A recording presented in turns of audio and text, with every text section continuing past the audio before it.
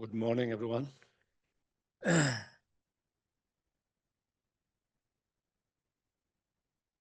Another beautiful day. So again, we will start with a short mindful breathing exercise.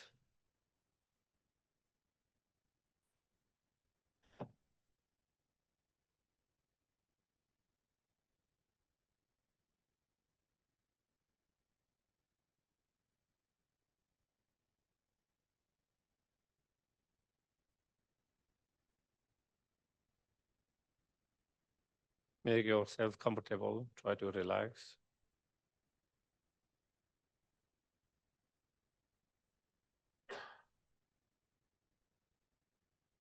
And try to keep your mind on the breath, watching mindfully as you inhale and exhale.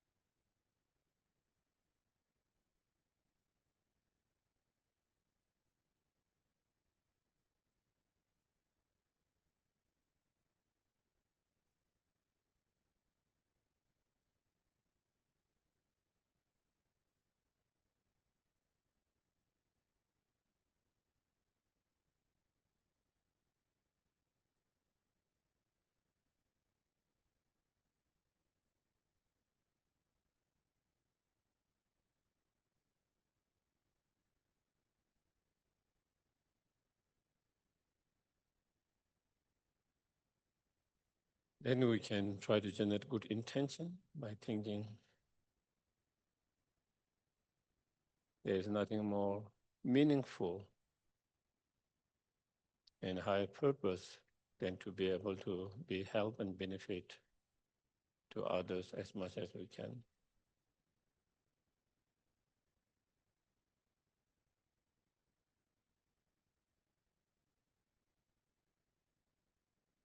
Not only being just concerned with only one's own well-being,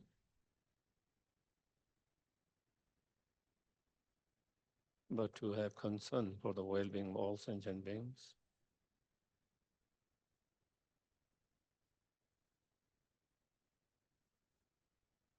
and trying to be helpful as much as we can according to our own capacity whenever it's possible.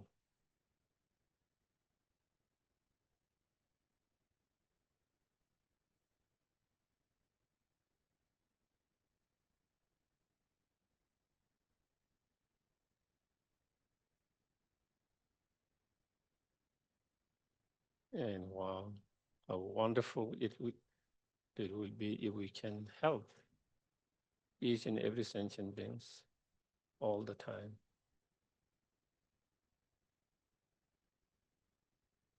Not really help, to help them to overcome their own afflictive emotion, which are the root of all the problems,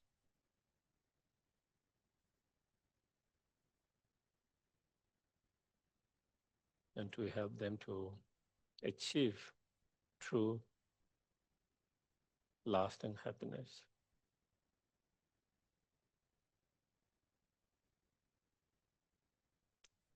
And to be able to help them to do that, we ourselves need to be free from those afflictive emotions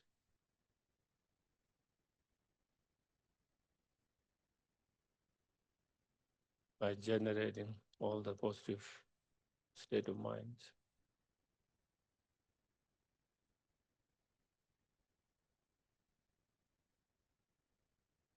To do that, we need to contemplate, meditate, practice correctly, continuously. For that, we need to be reminded of the practices and continue to study, learn about those practices.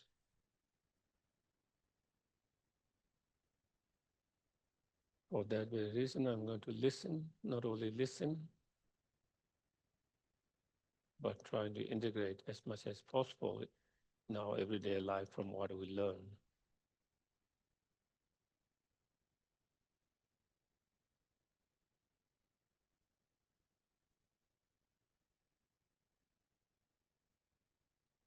Okay?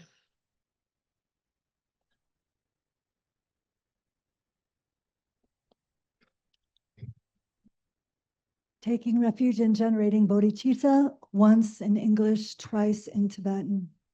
I go for refuge until I'm enlightened to the Buddha, the Dharma, and the Supreme Assembly. By the merits I create through listening to the Dharma, may I become a Buddha in order to benefit all sentient beings. Sangye Chodan Soki Chonam La Chanchu Bardu Dagni Kapsuchi Dagi Chonen Gepe Sonam Gi Jola Penshir Sange Drupa Sho Sange Chodan Soki Chonam La Jonshu Bardu Dagni Kapsuchi Dagi Chonen Gepe Sonam Gi Drola Penshir Sange Drupa Sho. Anje dujani zone tawa tamje bangbeche dambecho ne tenje be godam de la cha tsalo. So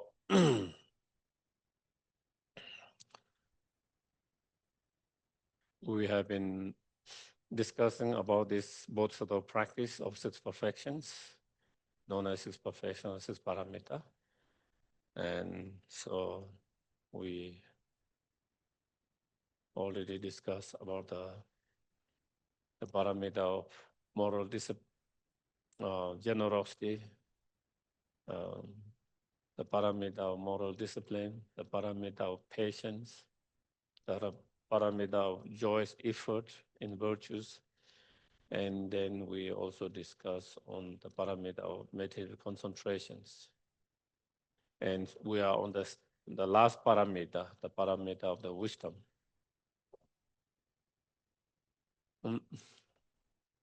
Wisdom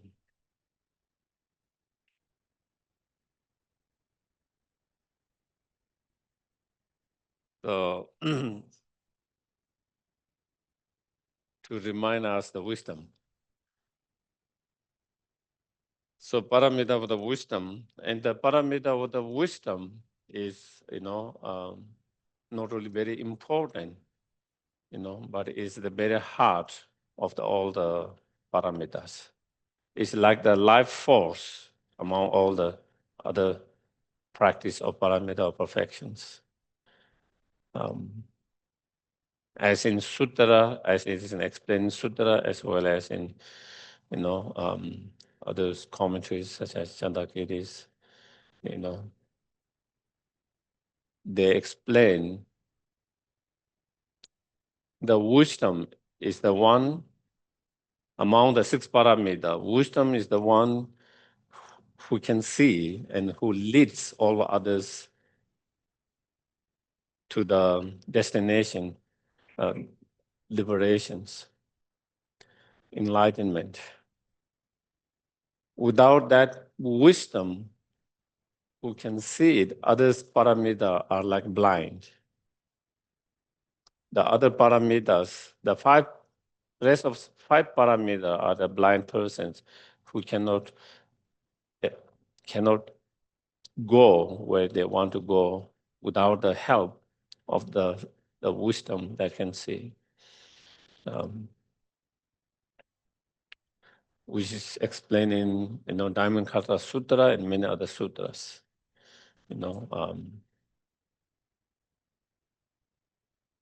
in terms of sutras. So therefore, this is, and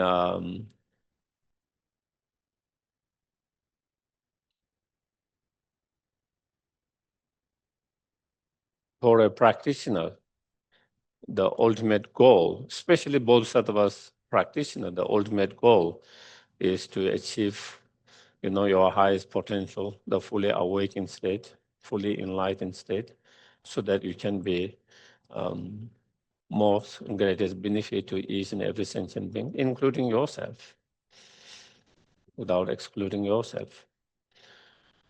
And in order to achieve that fully awakened state, there's no way one can achieve that fully awakened state without cultivating this wisdom, realizing the ultimate truth, the emptiness. As in one of the sutras, king of the concentration sutras, Buddha says, one who analyzes on the selfless phenomena, emptiness, selfless emptiness, meaning kind of the same, Any practitioner, one who analyzes on selflessness and who even meditate on what has been analyzed. So again, even in these sutras, it explains the analytical meditation, important that first you analyze the emptiness, the selflessness. Having analyzed that, then you try to meditate on that, what has been analyzed, what has been contemplated. So, and whoever meditate on what has been analyzed, that is the cause of attaining result, the state beyond sorrow. And that meditations on emptiness, having the realization of emptiness by meditating on that, that is the cause to achieve nirvana, liberations, state beyond sorrow. No other causes will lead to that peaceful or blissful state. So in that, without that wisdom, no matter what other practice you do, it will not be able to lead to that. If you don't have that wisdom, even you have developed high level bodhicitta mind, renunciation, patience, all those incredible positive qualities, you might be able to develop all these positive qualities, which is great. But without that wisdom, realizing the emptiness or selflessness, there's no way one can achieve nirvana, fully awakened state. And that same is, shared by the great Nagarjuna, known as second Buddha. He mentioned, whoever do not realize emptiness will not achieve nirvana. 6 realms beings circle into the prison of samsara due to the ignorance. And the only way to cut that ignorance is by cultivating that wisdom, realizing the emptiness. If we cannot cut and destroy that ignorance, then we will continue to circle in the samsara again and again and again. And the way to cut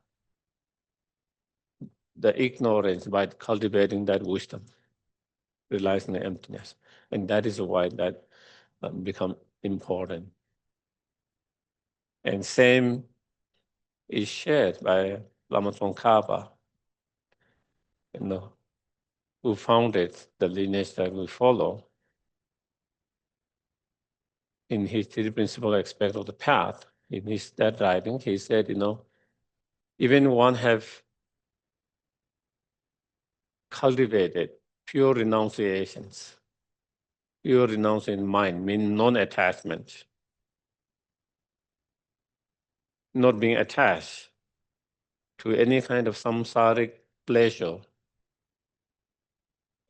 any samsaric experiences, not being attached, any of that. Even though one have developed such non-attachment, the renunciation mind. And even one has developed true love, compassion, bodhicitta mind. But if one do not realize, have the wisdom realizing emptiness, then one will not be able to free from the samsara.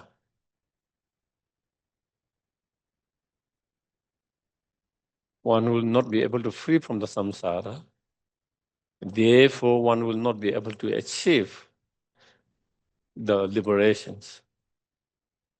So that wisdom, realizing the ultimate truth, becomes so crucial, important to achieve nirvana, liberations. Even we don't talk about liberation, nirvana, even to reduce those negative emotions, you know. The problem in our life is we think it's the external world which is the root of the problem, but it's not. Of course, the external world, situation, circumstances does play some roles, but the main problem that why we suffer is because of our own state of mind.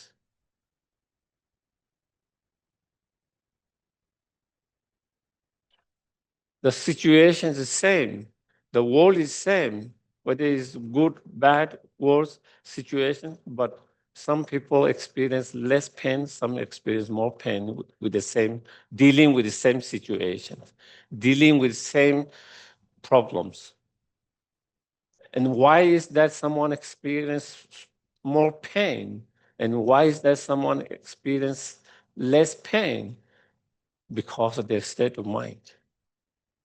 You know, how they deal with that problem, how they deal with that situations. Mm.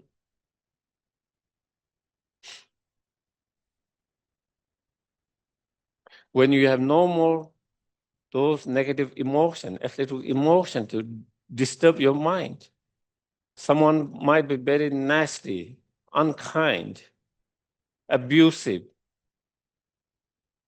humiliating, all the kind of, but that will not be able to, all these persons' behavior, actions, attitude will not be able to disturb your mind.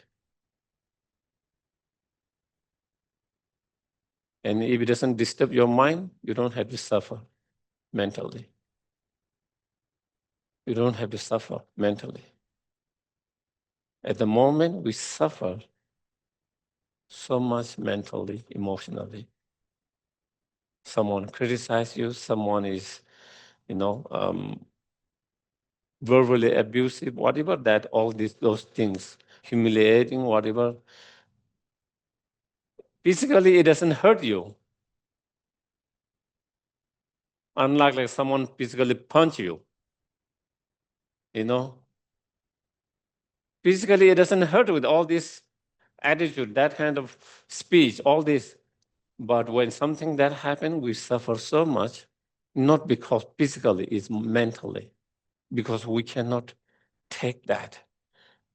We cannot deal with that. And that is because our ego is hurt, sometimes because, all different, due to different emotions, feelings. And then that's why we suffer.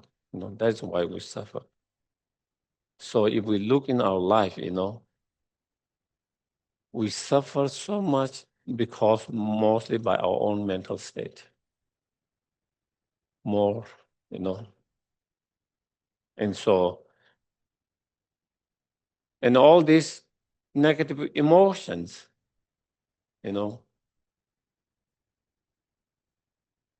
whether it's jealousy, whether it's greediness, whether it's,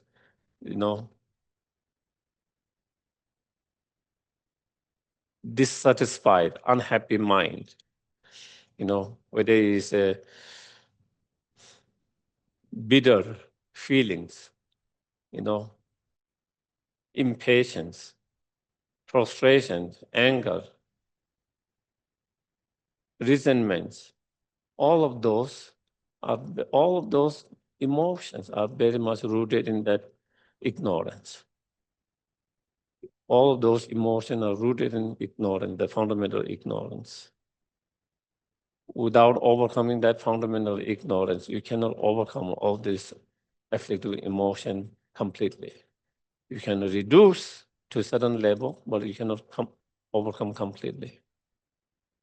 And to overcome those completely, then you have to go to the very root and to cut the very root of that. That is the fundamental ignorance. And to cut that fundamental ignorance, the wisdom is the only way that can cut that fundamental ignorance. Loving kindness, compassion, bodhicitta mind cannot cut that fundamental ignorance.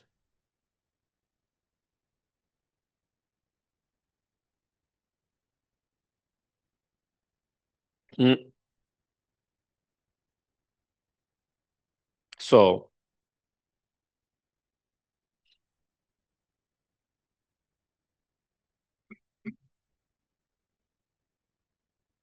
not only we need, the cultivate true loving kindness, compassion, bodhicitta, but wisdom is so important.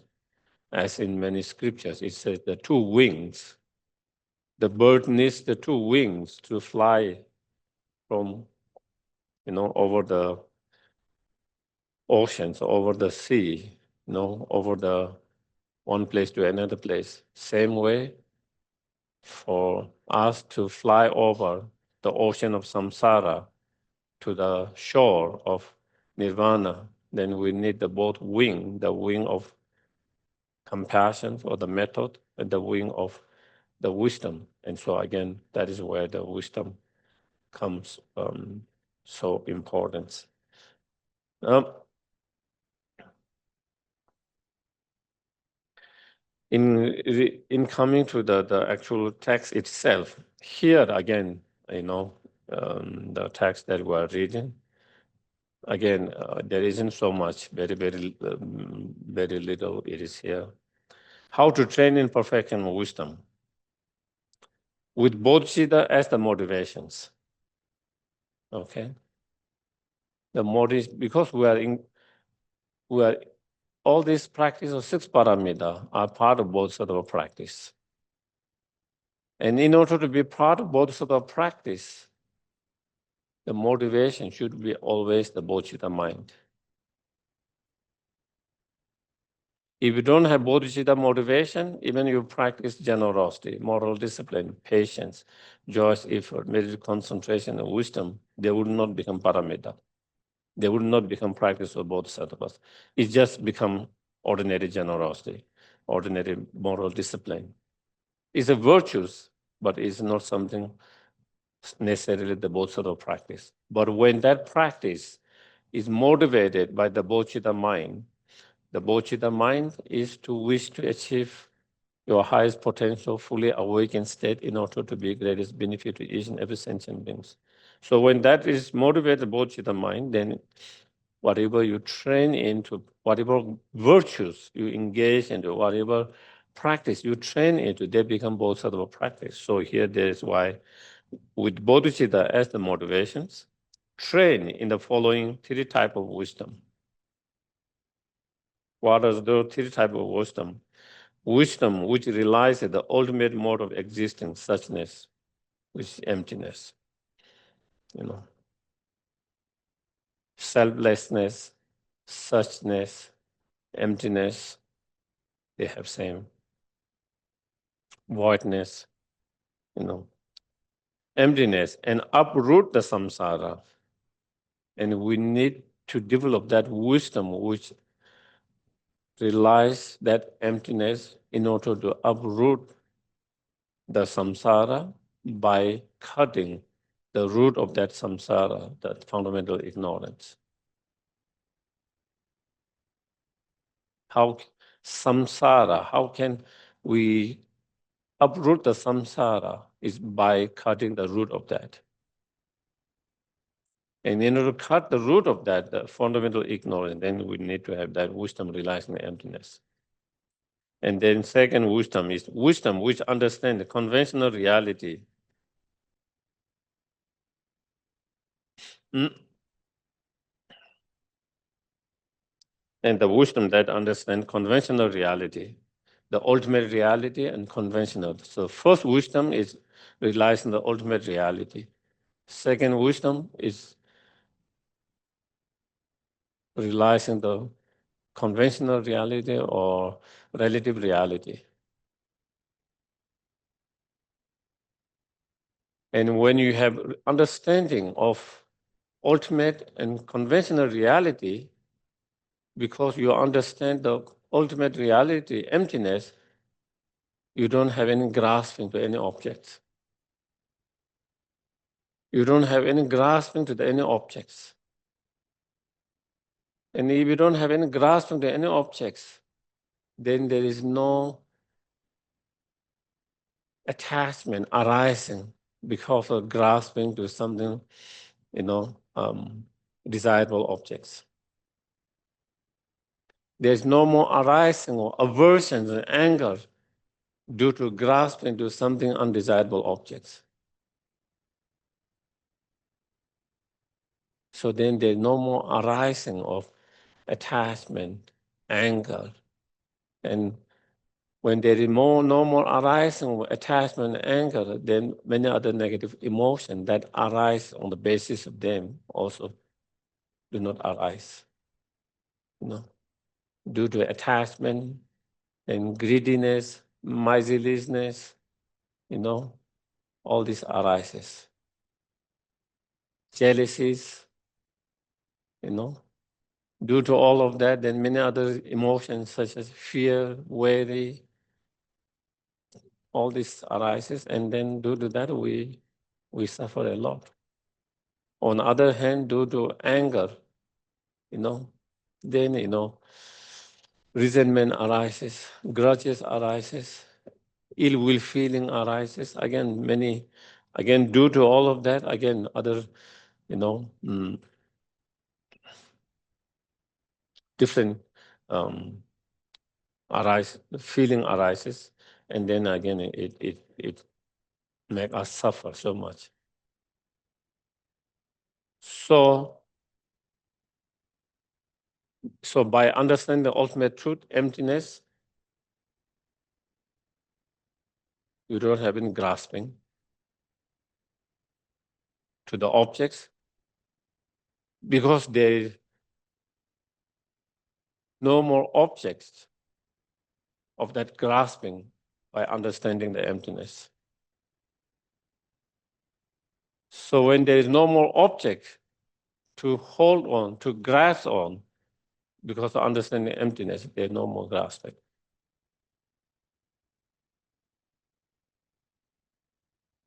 Due to understanding or realizing the conventional or relative truth, the other wisdom, while there is no more grasping to the object, but at the same time, you understand due to coming together of cause and conditions, other factors and other phenomena, things come into existence and they have certain functionings and their effects differently. So then you don't reject the law of cause and effect. You don't reject the coming together of many cause and conditions, how it produces certain different experiences, different results.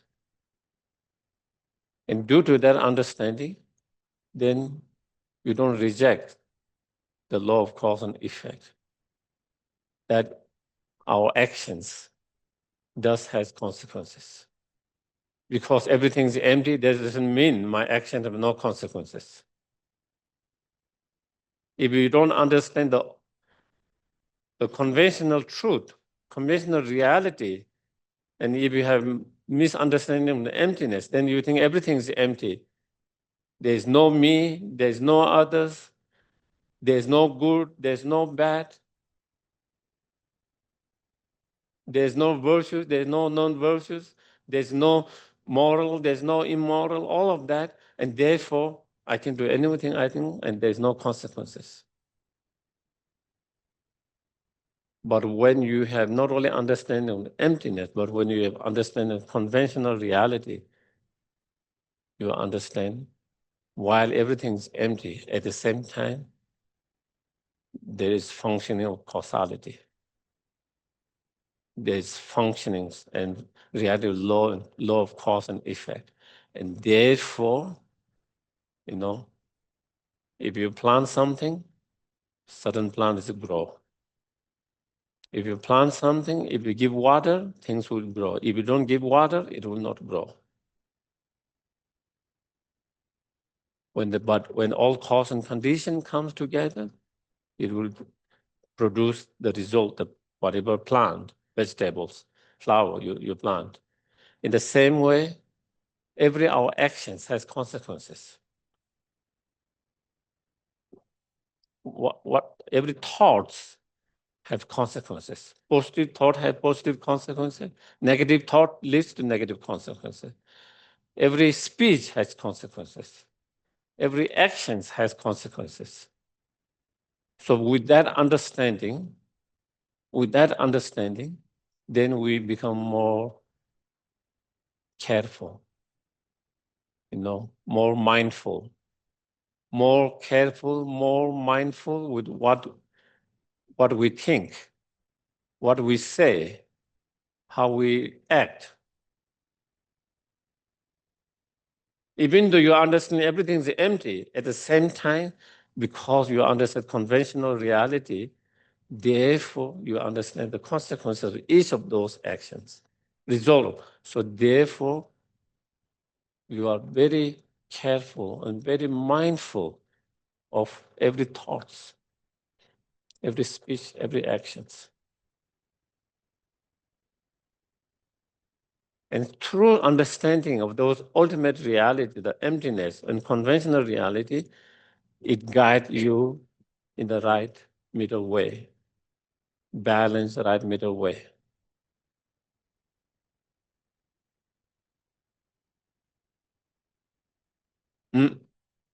At the moment, we tend to fall in one of the stream.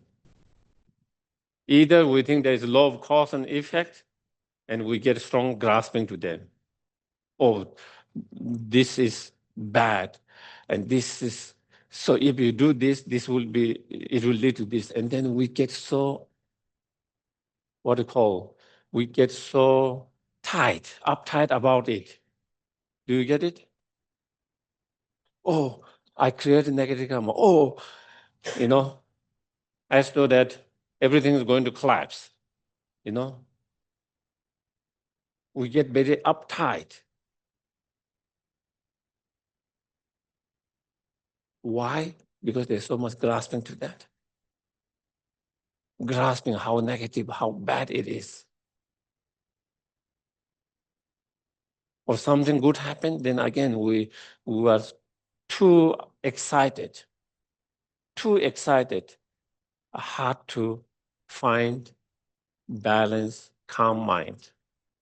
When the bad things happen, we tend to go very negative. When good things happen, we tend to go, again, being too upset and not being able to kind of be more stable, calm, peaceful. And because those happen because of grasping. And so therefore, that happens. That is one thing. On the other hand, then we think everything is empty. Therefore, again, other extreme is we think because everything is empty, then you don't take responsibility to your actions. You are not mindful of your actions. So, but when you understand both, so when we understand both ultimate truth and conventional truth, while everything is empty, due to many conditions, cause conditions, factors, things arise. Things arise, and by arising of those things, then it gives different experiences. It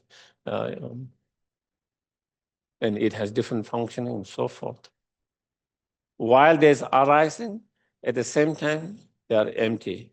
And therefore, you don't get, one does not have grasping to the objects, whether it's good or bad, or neutral, whatever that object is. No more graspings. Mm.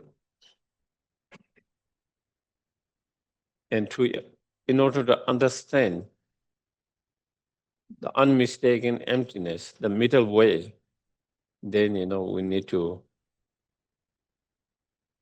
find the middle way. Then to overcome two extreme, and the way to overcome two extreme is then through these two wisdom relies on the ultimate truth and conventional truth or reality.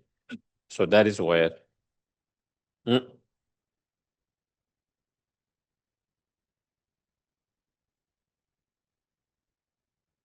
And by the means of previous two wisdom, the true wisdom is the wisdom relies on the ultimate truth and wisdom relies on conventional truth. Those are the true truth. By the means of previous true truth, which already explained, This should come, I think, I think in translation, it should come with the third one. Otherwise, you can have a little bit of misunderstanding. The wisdom which accomplishes the needs of sentient beings. And then, the wisdom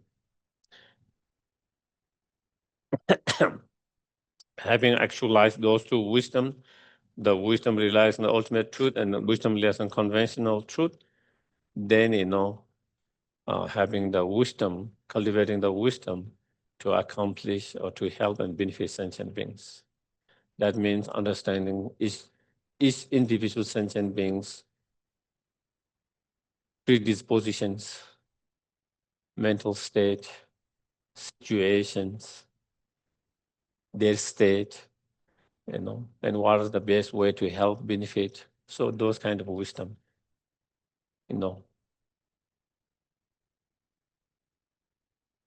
It is not enough just to wanting to have the compassion, wanting to help. You need to have the wisdom to see what is most beneficial. What is most beneficial for that individual in that situation, in that times, because something that is helpful to someone might not be helpful to another person, even in the same situations. Even though let's say someone's dealing with someone who lost their loved one, and you want to reach out to help them dealing with that grief and loss. But one particular method that you found helpful to someone might not always be helpful to someone, that same method. Everyone's different. And sometimes also they are in different state of mind in that time. Even the both of them grieving, but still they can be in a different state of minds. And so those are the things, this wisdom, the wisdom, to know the method how to help and benefit sentient beings. That is another key to be able to be more benefit and help. Not only the compassion, the bodhicitta, but also that wisdom. And that for that then is important to understand the person and person's situation in that moment, in that time. As sometimes is for certain individual in certain situation, it might be helpful to say something, and sometimes the best is not to say anything. Sometimes the best is just leave them quiet. They need that space. Sometimes what they want is just that space. And so then, and sometimes, of course, It's not that just space, they need some more other help. So these are the things that, the third wisdom is that wisdom, the wisdom that accomplishes the need of sentient beings. Mm.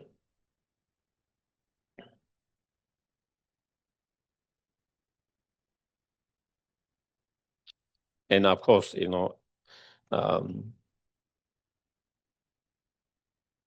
this topic, the topic on wisdom of emptiness and wisdom on ultimate truth and conventional truth,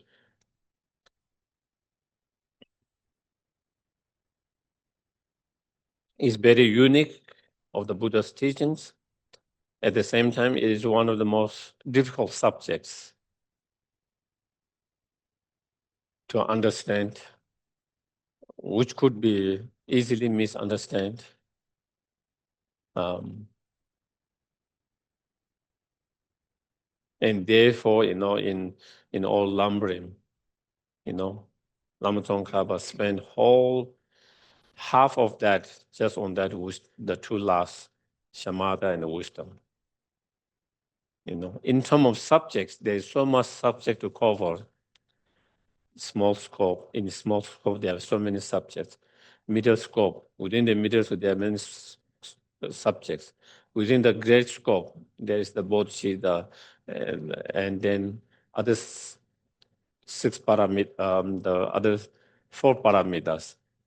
But he spent so much, almost half of that, just on the last two, especially the wisdom, because that is so important. At the same time, is one of the most difficult to understand and misunderstand emptiness.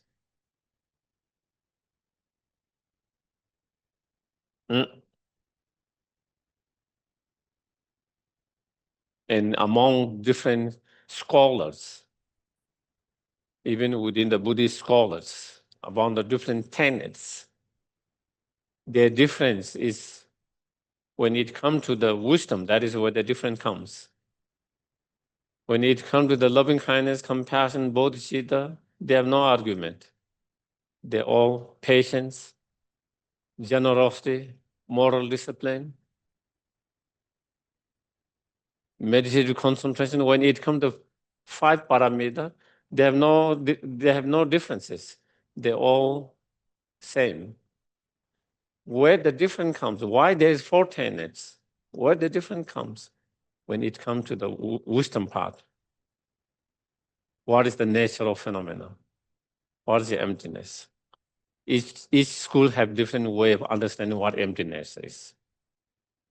They don't come to the same understanding. That is why there are four school of thoughts.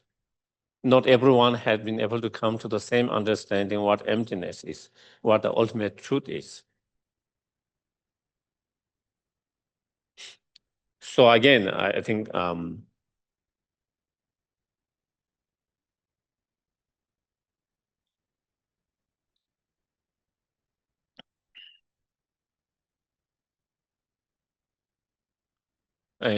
okay.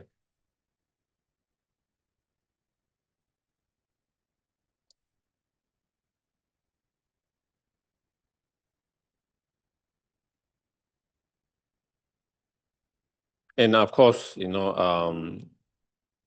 we follow, the Nagarjuna middle way schools. That's the school tenet that we follow of the middle way or Madhyamika, Nagarjuna middle way schools. And from that point of view, then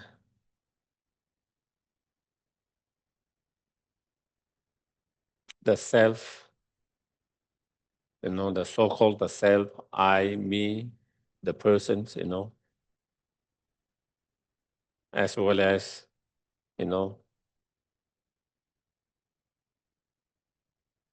yours, body, yours, experience, feelings, mind, and everything around you, everything's, everything you see, everything you hear, everything you smell, everything you taste, everything you touch, everything that come in your mind, thought, all phenomena, everything, they all are empty of inherent existence. Nothing exists inherently. Nor the self exists inherently, nor other exists inherently, nor anything, nor the samsara exists inherently, nor the nirvana exists inherently, nor sentient beings exist inherently, nor Buddhas, fully enlightened one, exists inherently, nor the path that lead to enlightenment exists inherently. Everything is empty of inherent existence.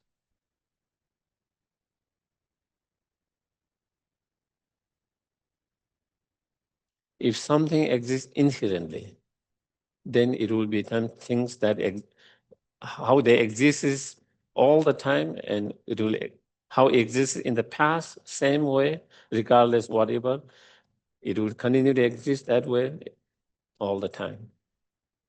If this table exists as inherently, this table, if I take each part away, still it will continue to exist as a table, just like before. It wouldn't change that.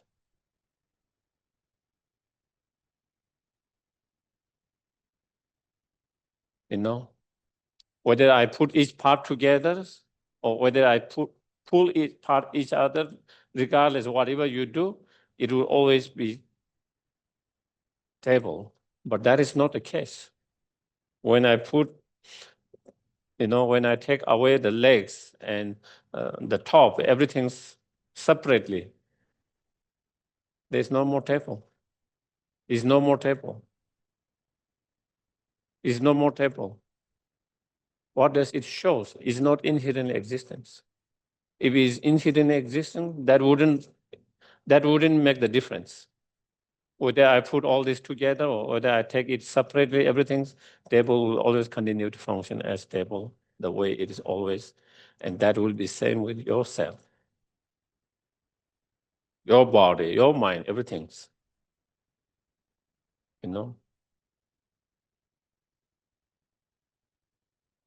But that is not the case. And therefore,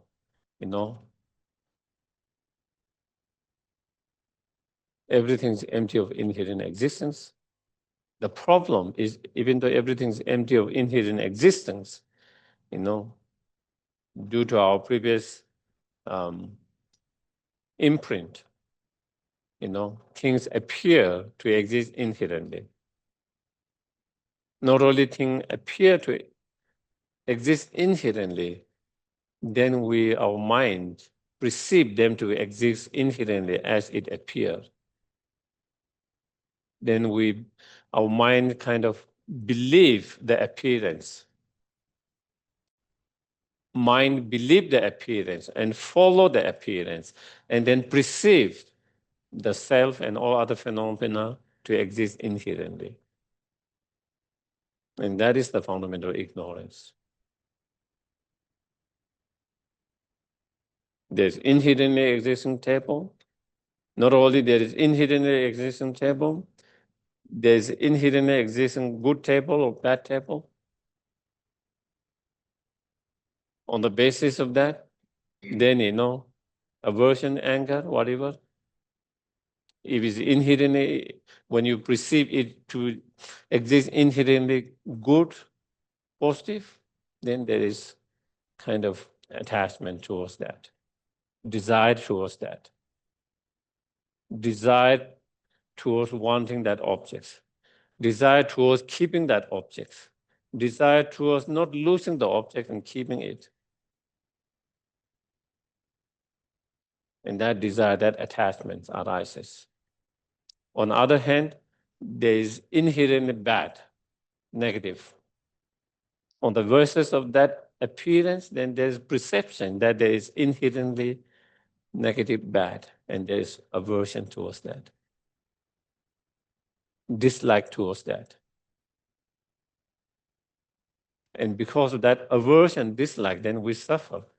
Because it's something, you have strong aversion and dislike, and now you cannot escape that. You cannot avoid that. And That is the struggle. That is the problem. That is the pain on mentally. And that's how we suffer.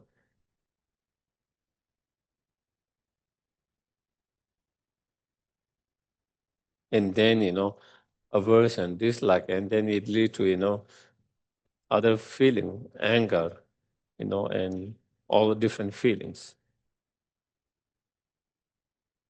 So that is, even though the self and table and all phenomena are empty of inherent existence, but because we do not realize those empty of inherent existence, and therefore we perceive them to exist inherently, and then that, due to that grasping, then all other anger and attachment arise, and due to that, other negative emotion arise, and due to all of that, then we suffer. And also due to that, we create more negative karma. As a consequence, again, we suffer in the future. Not only we suffer immediately, but also we create cause and condition to suffer in the futures. When I'm upset and angry, immediately I'm suffering.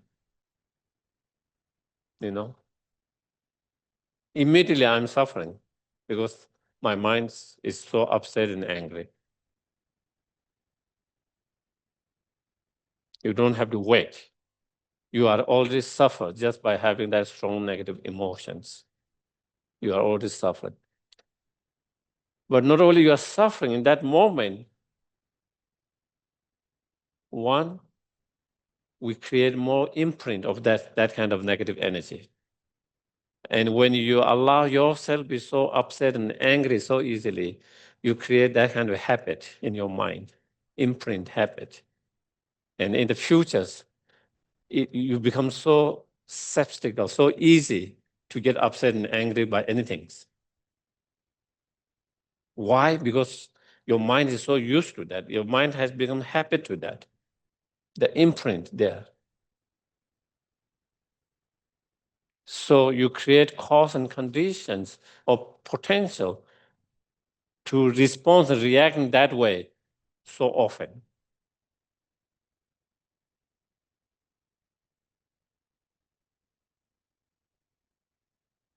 Even we don't talk about karma, futures, but even in this very lifetime, that is how the effect of that. One time you respond that way, second time you respond that way, and your mind gets used to that kind of responding, habits, patterns. And every time that happens, your mind starts to respond that way immediately, even without thinking, automatic kind of response to that. And it doesn't have a big issue for you to respond. Even small, nothing serious, very insignificant things, your mind will respond that because your mind is so used to responding that way. It's the same with our body,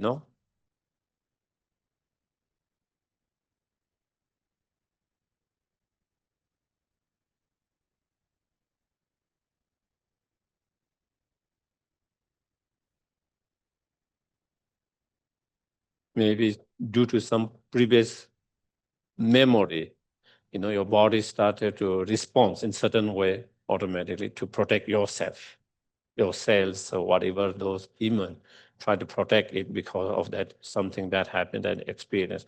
So naturally it started to protect in that way. That is how it responds. Similarly, that is mind,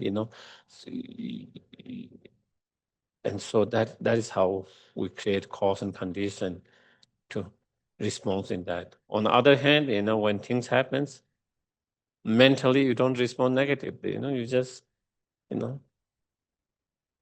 it happens. It's samsara. That is what happens in samsara. That is what happens in ordinary human beings. Ordinary human beings make mistakes. Ordinary human beings create problems, pain, sufferings. Through such understanding, then you don't allow your mind to be so upset and angry. And if you don't respond with such upset and angry, again, that creates your mind in a certain imprint and pattern and habit. And each time such thing happen, your mind is able to respond in a similar way, that way, because your mind is more familiar with that, you know. And so again,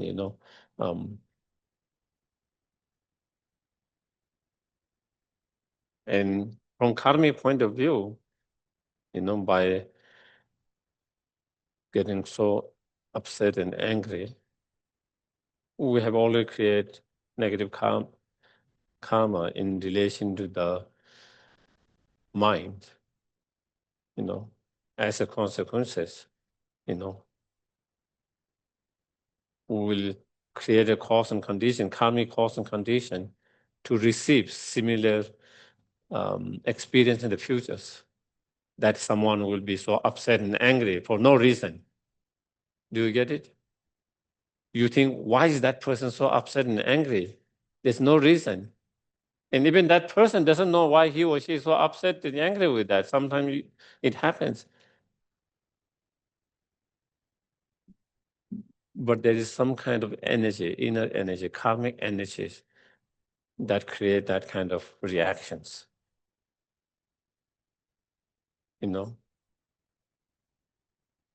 Sometimes we respond, react certain way, and we don't know why we are doing that. We are not aware why I'm feeling that way, why I'm responding that, why I'm doing that way, But again, when the karmic potential arises, sometimes it happens. So therefore, you create cause and condition to someone to be so upset and angry to you, which is not great, isn't it? Even they don't say anything. Even physically, they are not aggressive. Verbally not aggressive, but the moment you see that someone is so upset and angry with you, it makes you very unhappy, miserable, pain.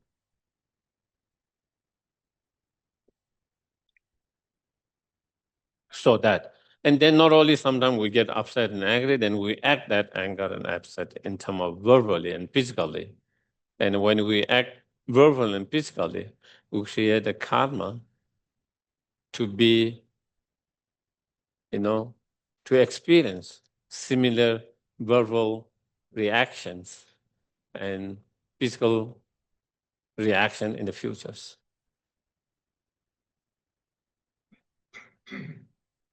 Mm. And so therefore, the point is it all comes back. We experience suffering because of ripening of karmic potentials, and there's a ripening of karmic potential because the karmic potential has been created, and the karmic potential created because of one of those afflictive emotions, and those afflictive emotions arises because of that fundamental ignorance. And there's fundamental ignorance because we have not understood the ultimate reality.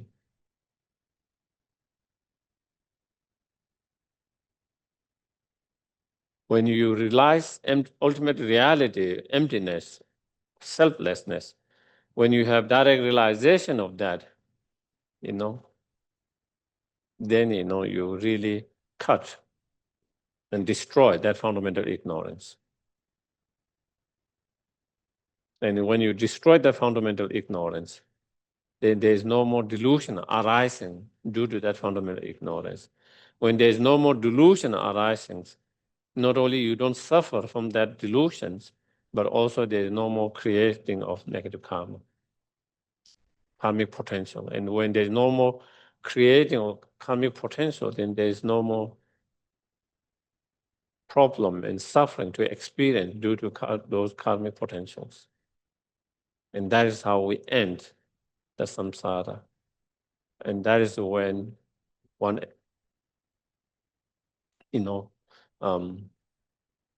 achieve nirvana or liberation, permanently, no more coming back. Unlike like at the moment, when we don't have this realization, then it's up and down all the time. Some days we feel better, some days we feel bad. One moment we feel good, one moment we feel bad. One moment we feel compassion, another moment we feel so angry and upset. One moment we feel so peace, another moment you feel so disturbed. Nothing is kind of, stable. Always up and down, always up and down. But once we are able to achieve total freedom from all these delusions, and that's what we call nirvana, liberations. It's not some places out there. Nirvana is not a place, there's some kind of paradise waiting for you outside there. When our mind is free from all the delusions, then that is nirvana. When your mind is free from all the delusion, that is nirvana. You have achieved the nirvana. You have reached the nirvana. And so what leads to that nirvana is that this wisdom realizing the ultimate reality and truth. Emptiness. Okay? And then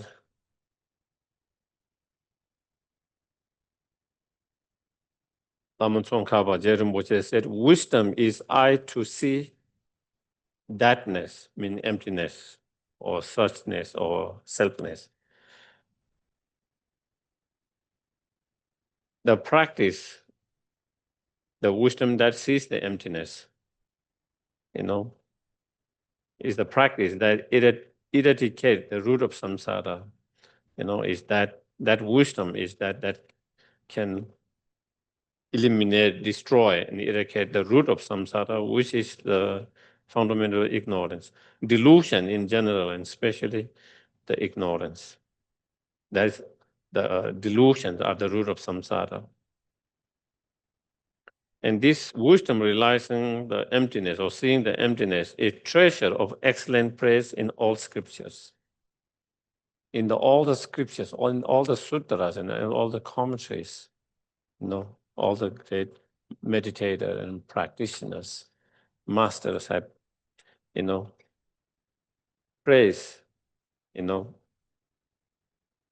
about this wisdom, the wisdom realizing emptiness is the solution to our problem, to our sufferings. Not only individually, also the problem collectively in the world. This problem in our world, not only individual level, but also collectively, is because of our delusions.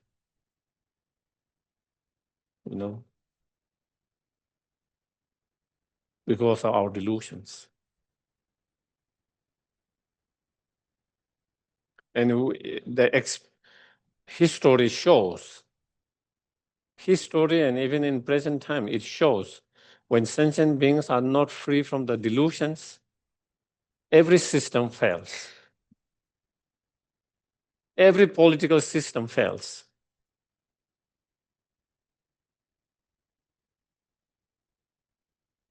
Communists fell, capitalism fails, socialists failed, all different political system that has existed so far, all have failed. Why? Because the people who run those systems have the delusions. The people who run those systems are deluded,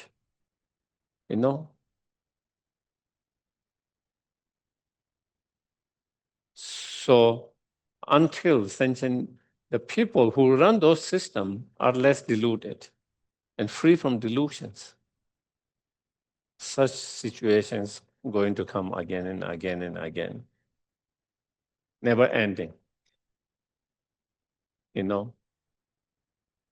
We think we learn from the past and that will not repeat, but continue to repeat.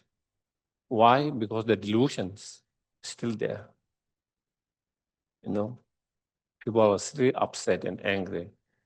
People still have a discriminating mind.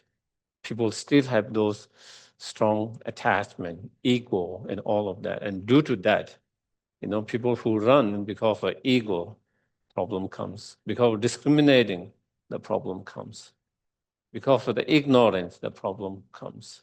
Because of attachments, greediness, the problem comes. Because of dislike, So all this problem continue to comes. So, but when the leaders and people who elect the leaders, when they have less delusions, those less negative emotions, then things will improve better, and there will be less pain, less problem, less sufferings. Mm. And also the supreme lamb to dispel the darkness of ignorance. And so this is also like the wisdom is like the supreme lamb, to dispel the darkness of ignorance.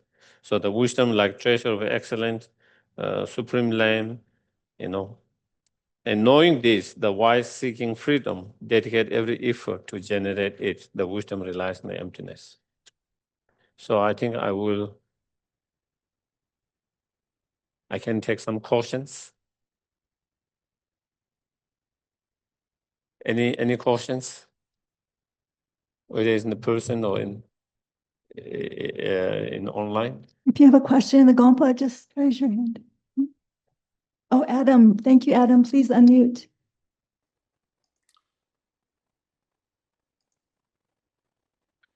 Good morning, Geshe. Good morning, everybody. Good morning.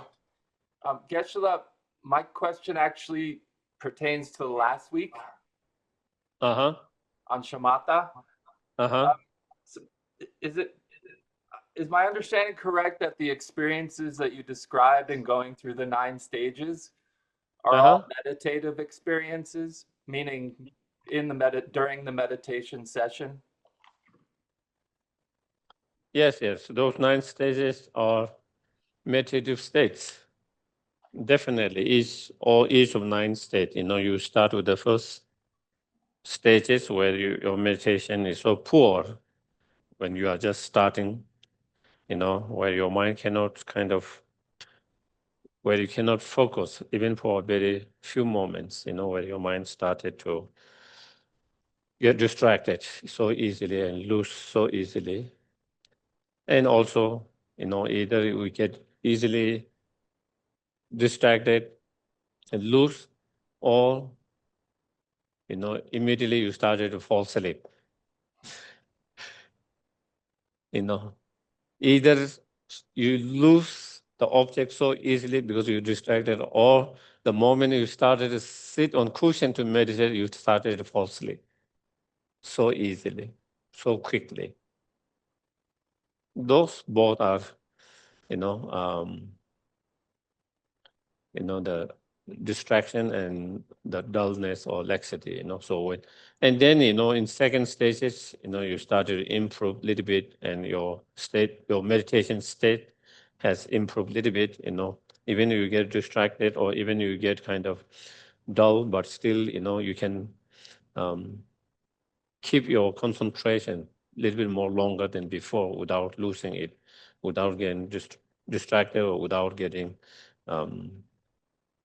dull and so forth, And then again, so third stages, again, you improve even more than that, Even you get distracted and that, but you can kind of recognize quickly and you can recall and bring back very quickly to meditation. So then, and then as mentioned, from fourth, then you don't lose the objects anymore, there's no.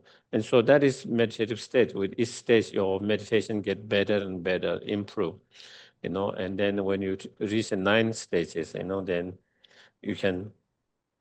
your meditation has become so good that you can meditate for hours without being distracted, excited, or nor without being laxity or thinking, really good meditation, for hours and hours you can do effortlessly, So that, as I mentioned yesterday, even at that time you haven't achieved the karma abiding, but once you achieve that, then karma abiding doesn't take much. Once you have reached the 9 stages, karma abiding is very close. Even though it is not karma abiding, still is not shamatha karma abiding.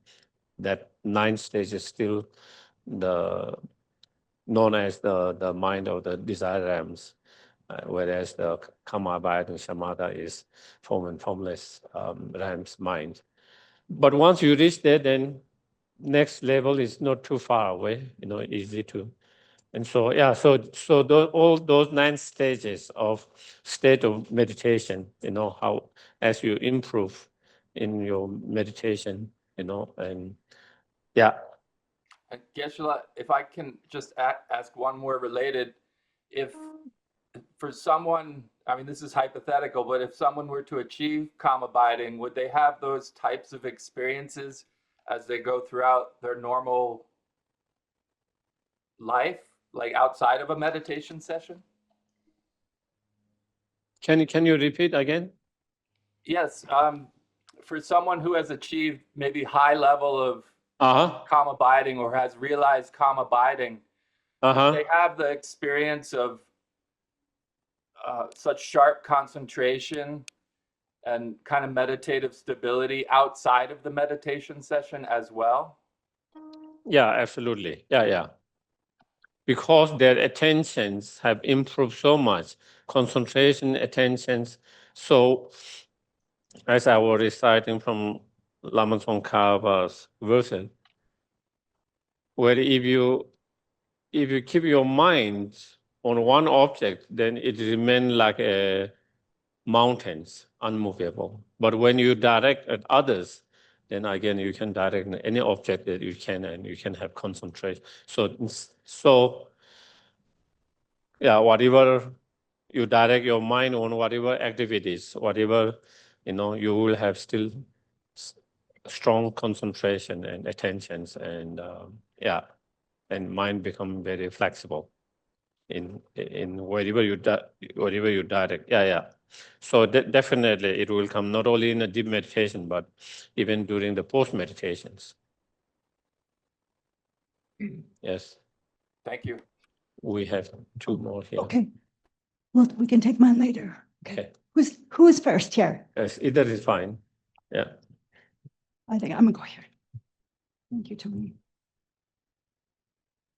I just have one question. You said that the Buddhas don't exist inherently, but can we also say that they do exist inherently, the state of Buddhahood? No, not inherently. They do exist, but not inherently. But once a being achieves Buddhahood, isn't that a stable? Yeah, that is stable, but that doesn't mean inherently existence. Stable and unstable. Of course, it is a stable state, unlike like our state changing.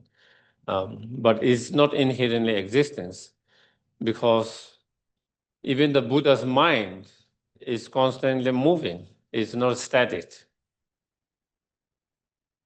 Static. So Buddha's mind is not static, nor Buddha's body. Buddha's manifest time every moment, manifesting his body, one another, or different, whatever is most beneficial is manifesting in different forms, that even his mind is kind of, not static, moving with whatever existence there is, maybe new creation, let's say a new object is being created in the world, which didn't exist before. Apple 17. Phone, what was that?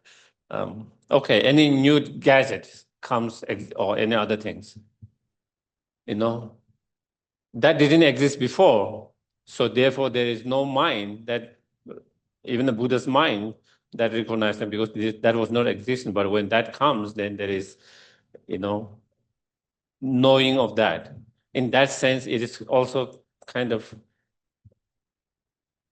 I think I get what you're saying. it is involving in that way, or moving with the current existence of the world. So it is not static. Static. But it's still unchanging. I mean, it's You can't. It is not unchanging. It's still changing. The mind is still changing. It doesn't mean it's changing good to bad, bad to good, all that, but still is moving. It's still changing. There's a continuity of that. It's not like there is a river that is stuck there, but this river continue to run. There's continuity of that, and that is what changed. There's always that continuity. Keep on moving, going.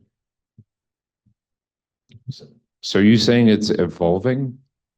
Yeah, I can say is involving in a sense, not like that they need to, not in a sense that they need to develop more or they need to improve or that there is that, but the way is that is involving because there's a Buddha's consciousness or mind that see things which are not before there.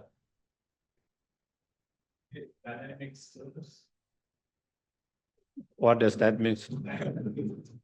But it's still. Yeah, that could be. Yeah.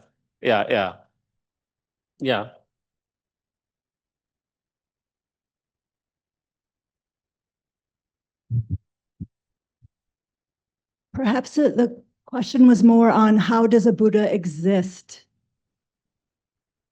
So it's convention, that was maybe more the question.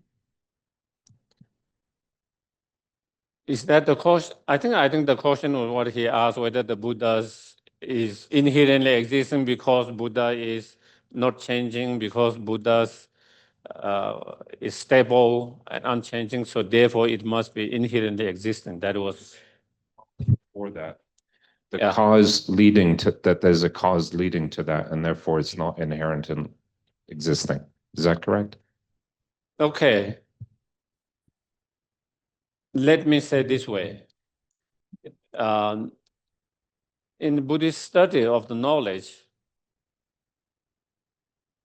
existing or knowledge, it kind of what was the word? Ewa is divide into two categories: permanent and impermanent objects. Okay. Within the impermanent objects, then there is the mind, there's the physical world, matters, and then an impermanent object which is neither the mind, neither the physical matter, such as the beings. The being is not the mind itself, nor the physical matters, but they are impermanent. So basically, there are three categories. And then there's permanent categories. So that is where the permanent category, we don't talk about cause and condition like impermanent. That is more on impermanent. So even those permanent phenomena, they are permanent, but they are not inherently existent. So there are many different examples of permanent. Space is one of the examples. Emptiness itself is one of the examples. Within the Buddha, Dharmakaya, especially the natural Dharmakaya, which is the emptiness of the Buddha's Dharmakaya wisdom. Those are permanent, but they are not infinitely existent because even they are dependent on other factors for them to exist. Without other factors, they cannot exist. So therefore, permanent doesn't equal inherently. If something is inherent, then it has to be permanent. But if something is permanent, it doesn't have to be inherent. Yeah, okay. Okay, thank you so much, Tony, for waiting. That was good. Geshe, would you consider endorsing Prajnaparamita studies here at TNL, such as the Diamond Sutra, as an example?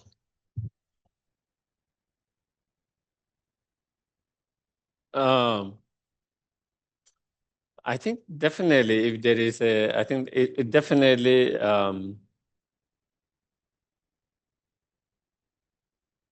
definitely that would be wonderful. I don't know whether Sunday is the right day or not, because, but it might also be good too. I can't say, sometimes you never know what, even as someone who is new to Dharma or just coming or just showing off what is going on, whether that is the best subject or not,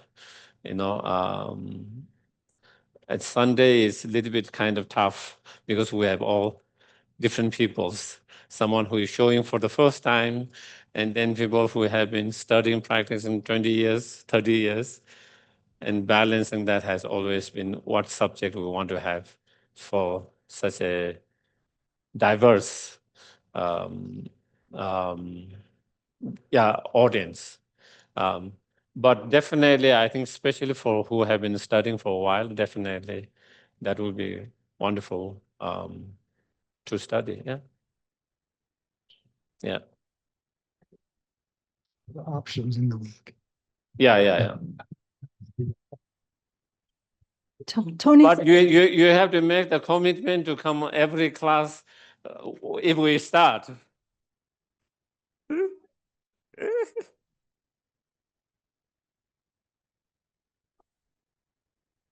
Yeah.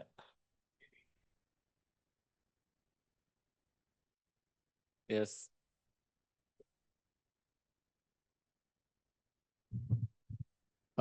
Just one, I was going to make a comment on Adam's question about, whether or not you have if you have calm abiding, then does it also translate to other things, right? And so at a retreat with Choden Rinpoche, that exact same question came up, and someone asked him, how long does it take you to concentrate on an object, any object?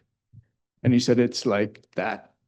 He said, if I look at the object, after that, I'm on that object. Takes me no time, and for however long I want.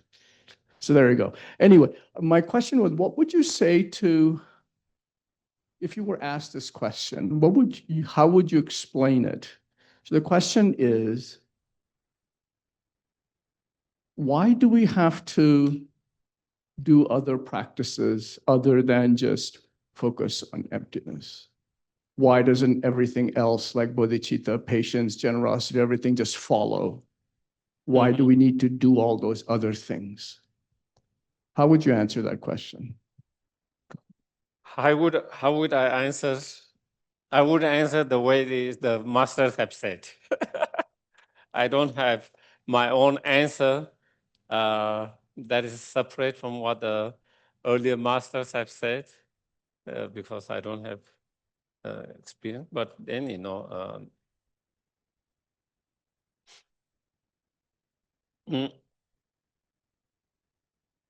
first of all, even though wisdom is the key, to reach that, you need many other conditions, and many other practice help to create that conditions.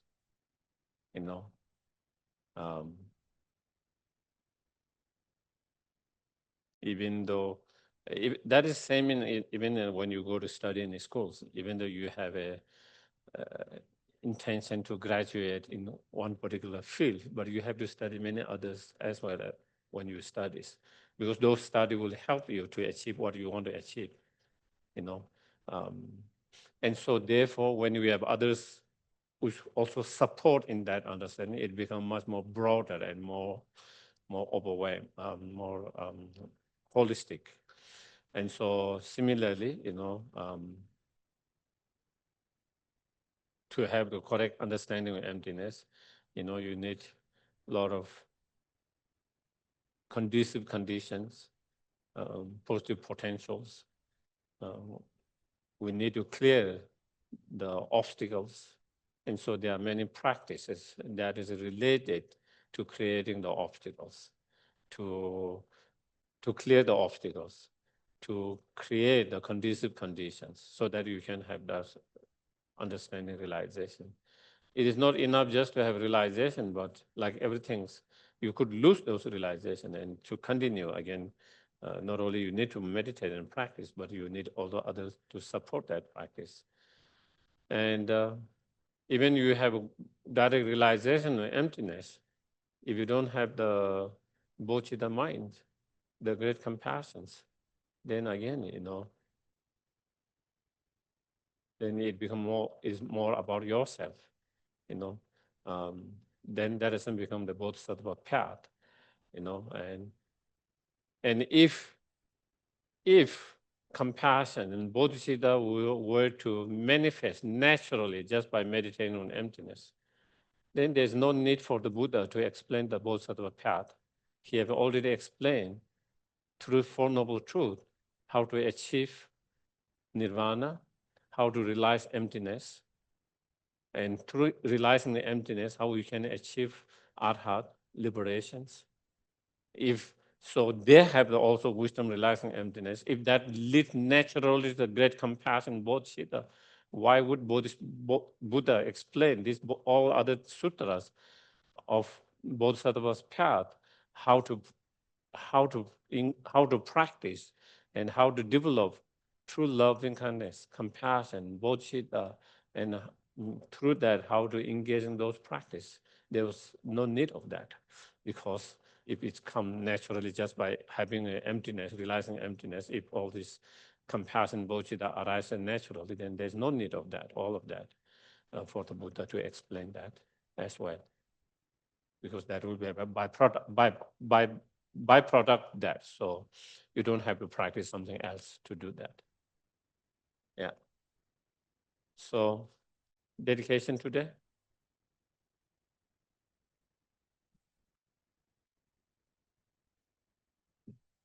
Thank you, Geshe. That was an excellent explanation and class. Thank you.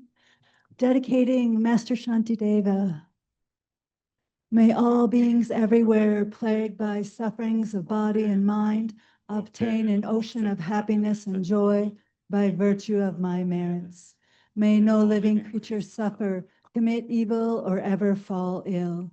May no one be afraid or belittled with a mind weighed down by depression.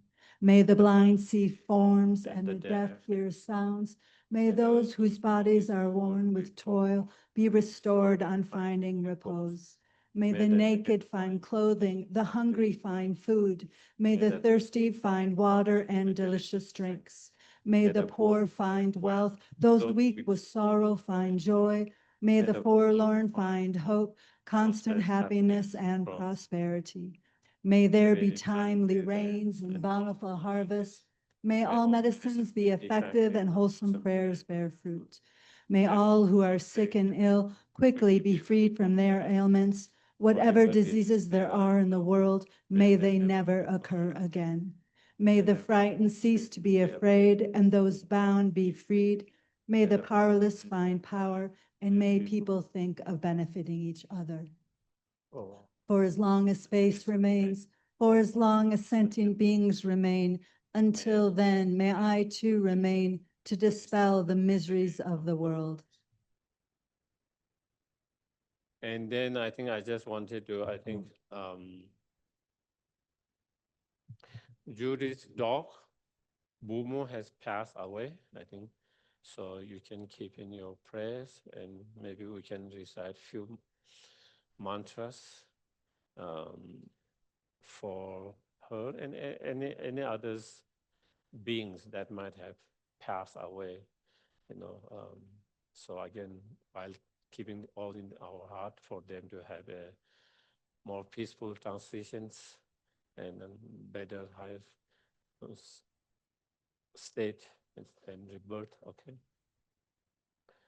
Yonje mogo zosang ula che Kunji Mago, Kundoga, Zofan Gege Ulas, Tuje Chenge Dolas, Chere Sigla Chata, Lo, Omani Peme, Omani Peme, Omani Peme, Omani Peme, Omani Peme, Omani Peme. O mani peme, o mani peme, o mani peme, o mani peme, o mani peme, o mani peme, o mani peme, o mani peme, o mani peme, o mani peme, o mani peme, o mani peme, o mani peme, o mani peme. O mani peme, o mani peme, o mani peme, o mani peme, o mani peme, o mani peme, o mani peme, o mani peme. O mani peme, o mani peme, o mani peme, o mani peme, o mani peme, o mani peme, o mani peme, o mani peme. O mani peme, o mani peme, o mani peme, o mani peme, o mani peme, o mani peme, o mani peme, o mani peme, o mani peme, o mani peme, o mani O mani peme, o mani peme, o mani peme, o mani peme, o mani peme, o mani peme, o mani peme, o mani peme, o mani peme. O mani peme, o mani peme, o mani peme, o mani peme, o mani peme, om. Gyawa de nyodo da chere se wan du gyo ne do wa che kyang ma le pa de sa la kwe pa sho. Tu je gu la nyo be chom de chen zang zhen be nyodo dong wa du su ne se sang ye men ge la ben du ra ye we la cha sa. Ta daum be kan de ma be kan de ram de samo ka de so ta daum be kan de ma be kan de ram de samo ka de so ta daum be kan de ma be kan de ram de samo ka de so ta daum be kan de ma be kan de ram de samo ka de so ta daum be kan de ma be kan de ram de samo ka de so ta daum be kan de ma be kan de ram de samo ka de so da daum be kan de ma be kan de ran za samong ga de so yawa de nyodo da me be ga bo du gyo ne do wa chi kya ma lu de sa la ko ba pa ma san je tam je de da de gyo de nyodo tam je ta do tong wa chang ju sa ba kha na su shu de da kun je mo lang do gyo che. Thank you, thank you, thank you. Have a good day. Thank you.